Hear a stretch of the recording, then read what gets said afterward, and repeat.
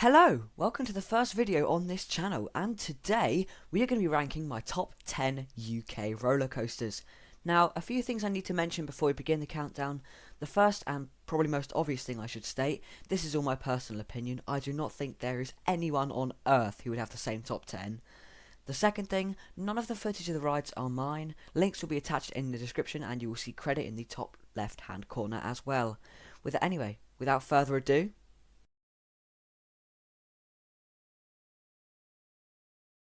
starting off controversial, we have Vampire at Chessington World of Adventures Resort. This is an arrow suspended coaster which opened in 1990. Now, I love this ride. The queue line offers great views of the coaster, and the queue is nicely themed as well. You have the new scenes they added for 2025, which do look great by the way, among other various statues too. As much as people complain about the ride being rough and rattly, I don't find it to be too much of an issue. If you lean forward, it's a very enjoyable experience. The station as well, with the organ player, who I think is called Marcel, top geezer there, is very atmospheric and is definitely one of the best stations for a ride in the UK. The layout features some very nice transitions and is overall a very fun family coaster.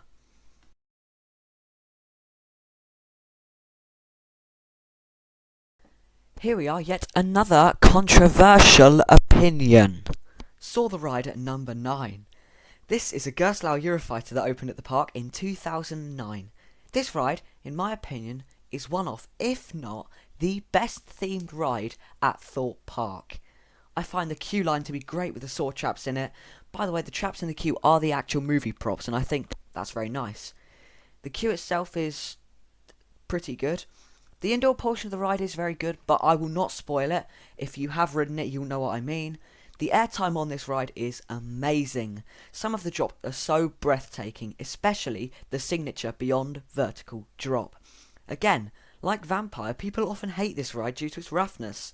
But again, if you lean forward, it's bearable. I like the pacing of the layout. As much as you may disagree, I like Saw the Ride.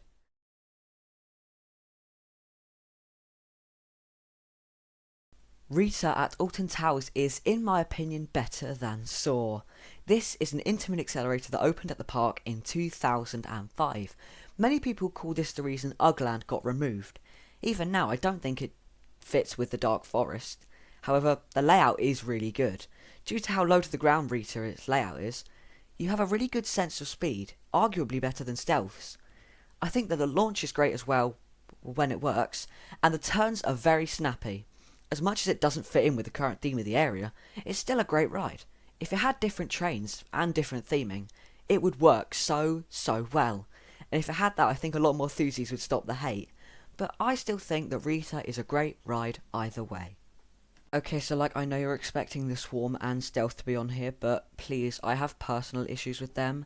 I'm sure I'll make another video explaining my personal issues with quite a few rides, but stay tuned guys.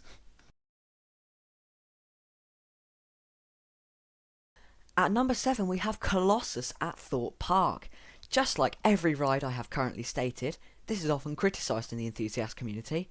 I do not see the hate. It is such a beautiful roller coaster. The track repaint looks very vibrant and really does suit the area. The theming around Lost City as well is really ambient, and the soundtrack is undeniably majestic. The layout of Colossus features 10 inversions, featuring a vertical loop, a cobra roll, 2 corkscrews, and 5 heartline rolls. As much as the legroom on the ride is abysmal and feels like a car boot, I can look past that. The views of HYPERIA you get at the top of the lift hill are great as well. It's just a shame that Colossus doesn't get the love and attention it deserves. Respect the Para 10 guys, or I will get the hillbillies from Storm Surge onto you.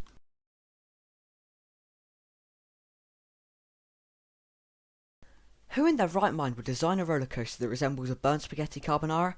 You guessed it, John Wardley everybody. The Smiler is the world's first Gerstlauer Infinity coaster, opening in 2013 and replacing the Black Hole. This ride, somehow, still has the world record for the most inversions on a roller coaster. Well, at least until my 17 inversion Planet Coaster 2 creation becomes a reality, please. The theme for the Smiler, from what I can gather, is that it's supposed to be some sort of medical procedure to make people forever happy.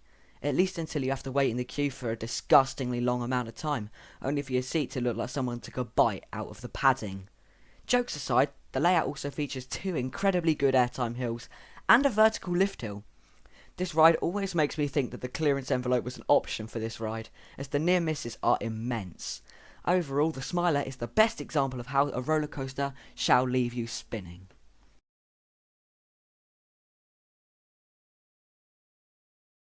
Staying at Alton Towers, Oblivion is at number 5. This is a B&M dive coaster which was marketed as the world's first vertical drop. It's actually about 88 degrees, but we move. The drop on this ride is terrifying, but in the best way possible. Especially when you're on the front row, it is so exhilarating. The whole theme behind the ride is supposed to be something like, "Ooh, you're going to go in a tunnel and not return." Fun fact, that used to be included in the Q-Line video, but it got removed after the incident on the Smiler. This ride's soundtrack is hilarious, as it was literally ripped from the album, strictly drum and bass. I'm sure I'll attach a photo in the edit. Apart from the drop, you have a turn and a brake run. Not the best for duration, but it's still an amazing ride.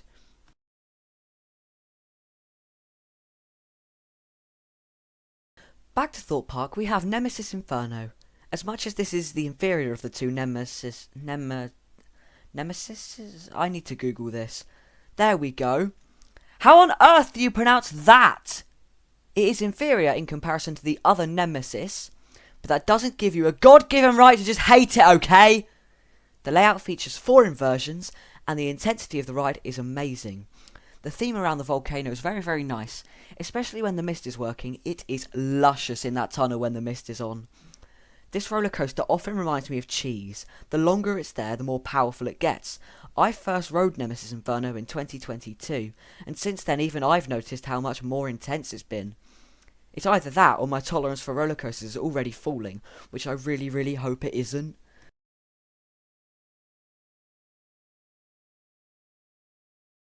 Okay, so I know what you might be thinking. Oh, Spuds and Coasters, what's number 2? Okay, so hear me out. Nemesis Reborn would be at number 2, however, my most recent rides on it have been really rough, to the point where I'm struggling to like it as much as I have done in the past. I've had the honour of riding OG Nemesis in 2022, and it was amazing. I heard about the retrack, and I stayed hopeful. I had my first ride on Reborn on April 2024, and I really enjoyed it. However, my most recent rides on in April, it felt as if my spinal cord was being shook to the core. It's still an amazing layout with the fast pacing, and I will still go on it, but I don't think I enjoy it as much as I used to. All you Nemesis fans, please don't come for me.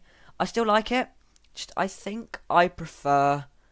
Wicker Man is a GCI wooden coaster that opened in 2018, replacing the Flume, which will be missed. The layout for Wicker Man is amazing, and the pre-show is a really nice feature. We don't have enough pre-shows in the UK. If you have the chance to ride Wicker Man on the back 2 rows of the train, I'd stop calling it a family coaster. That is borderline thrill, the amount you get thrown about like a fresh cooked portion of chips in a chippy 5 minutes before closing. The theme for Wicker Man revolves around this weird tribe called the Bjornen. Scotland forever! And they want to sacrifice you to feed the flames of Wicker Man. The theming for Wicker Man is great as well, with Big Bob, the half man, half ram, put them together, what do you got? Ran or man. Moving on. Wicker Man is overall a great experience, is an absolute must when you are at Alton Towers Resort.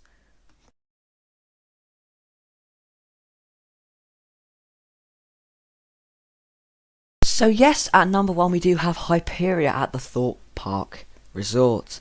Now this is a Mack hypercoaster that opened last year now, and I really do enjoy this ride. The trains on it are really comfortable. The ride layout is absolutely phenomenal. With airtime so strong your nan's dentures would probably fly out at the first drop. The inversions, the crammer roll, and of course the stall dive loop, whatever you want to call it, are amazing. Especially with the stall having loads and loads of hang time. The queue line isn't perfect, but it does offer fantastic views of the ride, and the ride's presence in Thorpe Park is unrivaled. And the Immelman is amazing as well. The station for the ride is very ambient, very nice, and the music, I must always cook with their soundtracks, and they did not disappoint with the HYPERIA soundtrack because it is amazing. And that is why HYPERIA at Thorpe Park is my favourite UK roller coaster. So there you have it, my top 10 UK roller coasters. My list is very, very controversial, and I'm sure some of your opinions are controversial as well. In fact, drop your top 10s in the comments below. Thank you so much for watching. Please like and subscribe as it really does support the channel, and I hope to see you in my next video.